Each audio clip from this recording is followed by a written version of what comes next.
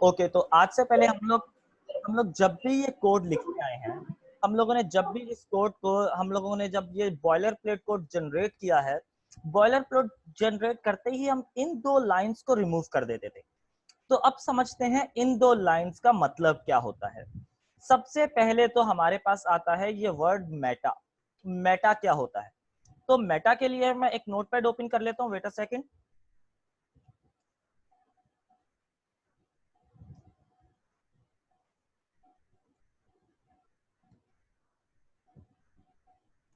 Okay, meta tag HTML में क्या करता है?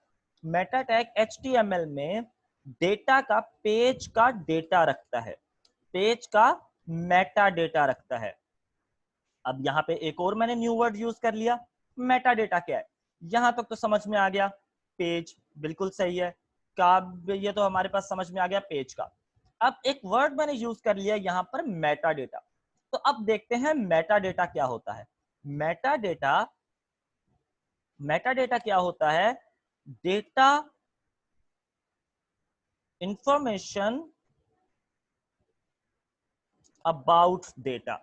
मेटा डेटा क्या होता है? डेटा के बारे में इंफॉर्मेशन। अब लेट्स से, अब डेटा क्या होता है हमारे पास? अब यहां पे सबसे पहले तो एक्सप्लोर करते हैं डेटा क्या होता है।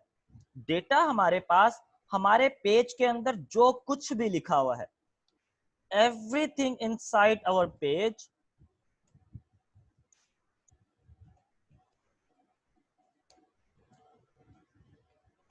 Our page is data. हमारे पेज में जो कुछ भी लिखा होता है वो एक डेटा होता है। लेट्स से, अब देखो, मेटा डेटा को अगर आप गूगल पे सर्च करोगे तो हमारे पास क्या डेफिनेशन आ रही है? A set of data that describes या given information about the other data. यही मैंने लाइन यहां पर लिखी है, information about other data. Data के बारे में एक इंफॉर्मेशन। अब इसकी एक सिंपल सी एग्जांपल मैं आपको इस तरह से दे सकता हूं। लेट्स अज्यूम, एक सेकंड के लिए सपोज करो, लेट्स सपोज हमारे पास एक वर्ड की फाइल है। हमारे पास क्या है? एक सिंपल वर्ड की फाइल है। अब उस वर्ड की फाइल में उस वर्ड की फाइल में कितने पेजेस है? वर्ड की फाइल में मेरे पास 100 पेजेस है। वर्ड की फाइल में मेरे पास 100 पेजेस है। और उस 100 पेजेस में मैंने 10 टेबल्स बनाए हुए। कितने टेबल्स बनाए हुए? 10 टेबल बनाए हुए। तो अब अगर ये वर्ड की फाइल में किसी और बंदे के दूं, लेट्स से ये वर्ड की फाइल में अपने एक दोस्त को दे देता हूं, तो अब मेरे दोस्त को पता है कि इस वर्ड की फाइल में कितने टेबल आने वाले हैं? बिना वर्ड की फाइल रीड किए उसे पता चलेगा इस वर्ड की फाइल में कितने टेबल आने वाले हैं? Come on reply. एग्जैक्टली उसे नहीं पता चलेगा, क्योंकि 100 पेजेस, जब तक वो 100 पेजेस रीड नहीं करेगा, जब तक वो 100 पेजेस रीड नहीं करेगा तब तक उसे नहीं पता चलेगा कि इसके अंदर मैंने 100 टेबल्स रखे हैं। तो अगर मुझे अपने दोस्त को ये फाइल कुछ इस तरह होना चाहिए कि कुछ ऐसा होना चाहिए कि अगर मेरा दोस्त जब ये फाइल ओपन करे, उससे इस 100 पेजेस पढ़े बगैर पता चल जाए कि इसके अंदर 10 टेबल्स होंगे। अगर मेरे दोस्त को 100 पेजेस पढ़े बगैर पता चल जाए कि इस 100 पेजेस में क्या क्या लिखा हुआ है, तो उसे क्लियरली अंदाजा हो जाएगा। तो इसके लिए वर्ड फाइल के अंदर हमारे पास बेस्ट एग्जांपल क्या होती है? इंडेक्स का पेज। अब इंडेक्स का पेज क्या होता है? इंडेक्स का पेज मेटा डेटा होता है। किसके लिए? बुक के लिए। इंडेक्स का पेज क्या होता है? मेटा डेटा होता है पूरी की पूरी बुक के लिए। आपको सिर्फ और सिर्फ इंडेक्स का पेज पढ़ के बता सकते हो पूरी बुक में क्या होगा। पॉसी ऐसा सही समझ में आ रहा है मैं क्या कह रहा हूं? आप पूरा सिर्फ इंडेक्स का पेज पढ़कर बता सकते हो कि पूरी की पूरी बुक में क्या होगा। आपको बुक के 100 पेजेस पढ़ने की नीड नहीं है। आपने बुक के 100 पेजेस नहीं पढ़े। आपने क्या किया? आपने सिर्फ एक इंडेक्स का पेज पढ़ा, और इंडेक्स का पेज पढ़ के आप बता सकते हो कि इन 100 पेजेस में कौन कौन से पेज पर क्या क्या अवेलेबल है। तो अगर मैं अपने अब इसी एग्जांपल को हम लोग लेते हैं, हमारी एग्जांपल को लेते हैं। अब अगर मैं अपनी इस वर्ड फाइल में एक इंडेक्स का पेज बना दूं, इंडेक्स के पेज में अपने 10 टेबल्स को डिस्क्राइब कर दूं, अपने जितने भी 10 टेबल मैंने बनाए हैं उसको डिस्क्राइब कर दूं, अब अगर मैं अपनी ये वर्ड की फाइल अपने किसी फ्रेंड को दूंगा तो उसे इस 100 पेजेस पढ़े बगैर पता चल जाएगा इसमें कितने टेबल हैं। अब उसे 100 पेजेस पढ़े बगैर पता चल जाएगा इसमें कितने टेबल हैं। इसी तरह यही एग्जांपल होती है मेटा डेटा की। तो अब कॉन्सेप्ट क्लियर हो गया, मेटा डेटा क्या होता है। मेटा डेटा क्या होता है, information about an other data. और इस सिनेरियो में क्या है, इंडेक्स का पेज मेटा डेटा है। इस सिनेरियो में क्या है, इंडेक्स का पेज मेटा डेटा है और आपकी बुक क्या है, आपकी बुक एक डेटा है। बुक क्या है, एक डेटा है। मेटा डेटा बुक के बारे में इंफॉर्मेशन, एक बुक का खुद डेटा है, डेटा के बारे में एक स्पेसिफिक इंफॉर्मेशन हमारा मेटा डेटा कहलाया जाता है।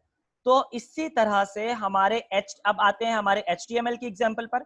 तो HTML की एग्जांपल में मैंने क्या लिखा है, everything inside our page is data. हमारे इस HTML के पेज में मैं कुछ भी लिखूं, मैं HTML के पेज में अपनी बॉडी में, अपने बॉडी के टैग में चाहे मैं 1000 लाइंस का कोड लिखूं, वो है तो डेटा ही। ये कॉन्सेप्ट क्लियर है। इस बॉडी के टैग में अगर मेरा 10,000 लाइंस का कोड है, अब ये 1000 लाइन का कोड एक डेटा ही है, 1000 लाइन का कोड एक डेटा ही है। क्लियर है, ये लाइन समझ में आ रही है, 1000 लाइंस का कोड एक डेटा ही है। अब मेटा डेटा, अब इसके बारे में, इस डेटा के बारे में इंफॉर्मेशन कौन प्रोवाइड करेगा, इस डेटा के बारे में इंफॉर्मेशन प्रोवाइड करेगा हमारा मेटा टैग। क्लियर है, इस इंफॉर्मेशन के बारे में हमारा क्या प्रोवाइड करेगा, मेटा टैग इंफॉर्मेशन प्रोवाइड करेगा। तो अब आते हैं इस मेटा टैग के ऊपर। सबसे पहले इस मेटा टैग को देखते हैं। अब अगर इस मेटा टैग को देखें तो ये क्या बता रहा है, ये बता रहा है कि इस HTML के पेज में हमारा जो कैरेक्टर सेट यूज होगा वो UTF-8 यूज होगा। अब एक और नई चीज आ गई, अब UTF-8 क्या है और सबसे पहली चीज कैरेक्टर सेट क्या है। अब ये दो नई चीजें, लेट्स एक्सप्लोर, इनको एक्सप्लोर करते हैं कि कैरेक्टर सेट क्या होता है और UTF-8 क्या होता है। तो अब इसकी एग्जाम्पल देखने के लिए अगर हम यहां पर जाते हैं, इस एग्जाम्पल को देखते हैं, तो यहां पे हमारे पास सब के सब कैरेक्टर सेट डिफाइन किए हुए हैं। अब हमारे पास कितने कैरेक्टर सेट हैं, हमारे पास कैरेक्टर सेट हैं, हमारे पास सबसे पहला कैरेक्टर सेट है विंडो, हमारे पास आंसी कैरेक्टर सेट है, आंसी 2 कैरेक्टर सेट है। अब सबसे पहले देखो UTF-8 कैरेक्टर सेट है। अब ये कैरेक्टर सेट है क्या क्या, कैरेक्टर सेट क्या होता है कि आप जो कुछ भी लिख रहे हो, लेट्स से इस पेज में मैं कुछ भी लिख रहा हूं, मैं इंग्लिश अल्फाबेट यूज कर रहा हूं ना, यहां पे अगर मैं कुछ भी लिख रहा हूं, लेट्स से मैं H1 का टैग बना रहा हूं, H1 का टैग बना रहा हूं, यहां पे लिख रहा हूं दिस इज अ टैग। अब देखो ये है तो इंग्लिश अल्फाबेट्स, है तो इंग्लिश अल्फाबेट्स, H एक इंग्लिश अल्फाबेट है, 1 एक न्यूमेरिक अल्फाबेट है, दिस इज एन टैग एक न्यूमेरिक अल्फाबेट है। अब ये हमारे पास क्या है, एक न्यूमेरिक इंग्लिश अल्फाबेट्स है। तो इसी को हम लोग कहते हैं कैरेक्टर सेट। ये जितने भी अल्फाबेट्स हमारे टाइप होते हैं, इन इसको हम लोग क्या कहते हैं, कैरेक्टर सेट। क्लियर है, यहां तक कॉन्सेप्ट क्लियर है कि कैरेक्टर सेट क्या होता है, ये समझ में आ गया। Come on reply. ओके, इसको एक दफा और थोड़ा डिटेल में देख लेते हैं, डीप डाइव कर लेते हैं। तो अब अगर हम इस एग्जाम्पल पर आए तो अब यहाँ पे सबसे पहले ऊपर डिफाइन करते हैं कि यहाँ पे क्या लिखा हुआ है। अब कह रहा है व्हाट इज इनकोडिंग टाइप। अब ASCII was first character encoding standard. अब सबसे पहले, अच्छा, इस ASCII को समझने से पहले एक थोड़ा सा, ASCII को समझने से पहले एक थोड़ा सा बैकग्राउंड में जाते हैं कि कंप्यूटर काम किस तरह से करता है, तभी आपको ASCII कोड समझ में आएगा। सबसे पहले थोड़ा सा बैकग्राउंड में जाते हैं, देखते हैं कंप्यूटर काम किस तरह से करता है। तो एक चीज सबसे इंपॉर्टेंट,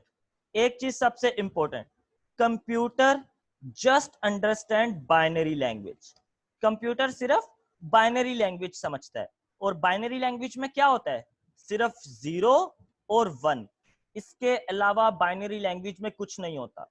कंप्यूटर सिर्फ 0 और 1 को समझता है। कंप्यूटर को नहीं पता A क्या है, कंप्यूटर को नहीं पता B क्या है, कंप्यूटर को नहीं पता C क्या है, कंप्यूटर को नहीं पता 1 2 3 4 5 क्या है। यहां तक कॉन्सेप्ट क्लियर है? कंप्यूटर को यह नहीं पता कि ये जो कुछ भी मैंने लिखा है, कंप्यूटर को नहीं पता ये सब चीजें क्या है। तो अब अगर आपका सवाल है, अब आप लोग सवाल पूछोगे, मैं कीबोर्ड पे ए टाइप करता हूं तो डायरेक्टली ए ही टाइप होता है, मैं कीबोर्ड पे बी टाइप करता हूं तो डायरेक्टली बी ही टाइप होता है, बी की जगह कुछ और टाइप नहीं होता। अगर मैं लेट से सी टाइप करता हूं तो सी ही टाइप होता है, सी की जगह कुछ और टाइप नहीं होता। तो अगर कंप्यूटर को सिर्फ जीरोस और वन समझ में आते हैं, तो कंप्यूटर मेरे एबीसी को किस तरह से समझ रहा है? सवाल है ये। अभी मैंने क्या बोला था, कंप्यूटर को सिर्फ जीरोस और वन समझ में आता है, तो कंप्यूटर मेरे इस ए और बी को किस तरह से समझ रहा है? मैं तो यहाँ पे सिर्फ ए का बटन दबा रहा हूं, तो कंप्यूटर यहाँ पे ए ही क्यों लिख रहा है?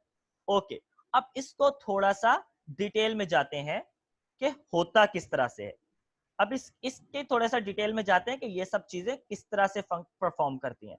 तो इसको डिटेल में जाने से पहले मैं एक और चीज आपको सर्च करके दिखाना चाहता हूं, आस्की कोड टेबल। वेट, जब तक मैं सर्च कर लेता हूं, मैं वीडियो ओके। अगर आप यहाँ पे आस्की कोड सर्च करते हो, अगर आप यहाँ पे आस्की कोड सर्च करते हो, तो आस्की कोड कंप्यूटर के अंदर जितने भी पॉसिबल अल्फाबेट्स हैं, कंप्यूटर की लैंग्वेज में हमारे कीबोर्ड पे जितने भी पॉसिबल लेटर्स हैं, जितने भी पॉसिबल लेटर्स की बजाय मैं कैरेक्टर्स कह सकता हूं, जितने भी पॉसिबल कैरेक्टर्स हैं, कंप्यूटर के डेवलपर्स ने उनको एक नंबर असाइन कर दिया है। उनको क्या कर दिया है? एक नंबर असाइन कर दिया है। जितने भी पॉसिबल कैरेक्टर्स हैं, उन सब पॉसिबल कैरेक्टर को एक नंबर असाइन कर दिया है। अगर और उस नंबर असाइन करके हमने उसको एक टेबल में रखा, और उस टेबल का नाम हमने रखा है आस्की कोड। उस टेबल का नाम हमने क्या रखा है? ASCII code. यहां तक क्लियर है? जितने भी पॉसिबल कैरेक्टर्स हैं, कंप्यूटर के डेवलपर्स ने, जिन्होंने फर्स्ट टाइम कंप्यूटर को बनाया, यानी कि जितने भी कंप्यूटर्स के डेवलपर थे, जिन्होंने कंप्यूटर के लिए बेसिक सब कुछ लिखा, प्रोसेसर्स, इन सब चीजों के लिए बेसिक चीजें लिखी, उन्होंने जितने भी पॉसिबल कैरेक्टर्स थे उनको एक नंबर असाइन किया। नंबर असाइन करके उनको एक टेबल की फॉर्मेट दी, उसको एक टेबल की फॉर्मेट दी, और टेबल की फॉर्मेट को उन्होंने आस्की कोड कहा। क्लियर है यहां तक? उसको आस्की कोड टेबल कहा। यहां तक क्लियर है? तो अब हम जाके अगर गूगल पे सर्च करते हैं आस्की कोड टेबल को, अगर हम गूगल पे जाके सर्च करते हैं आस्की कोड टेबल को, तो हमारे पास देखो ये पूरा टेबल आ गया। तो उन्होंने देखो ए को कौन सा लेटर, ए को कौन सा नंबर दिया है? उन्होंने ए को दिया है 65। ए को क्या नंबर दिया है? 65। और 65 को अगर हम बाइनरी में चेंज करते हैं तो उसका नंबर है ये, जिसको कंप्यूटर आसानी से समझ सकता है। यहां तक क्लियर है? ए को उन्होंने नंबर दिया है 65, और जिसको कंप्यूटर आसानी से समझ सकता है। तो अब यहां पे ये लाइन समझ में आ गई? कम ऑन रिप्लाई, ये लाइन समझ में आ गई?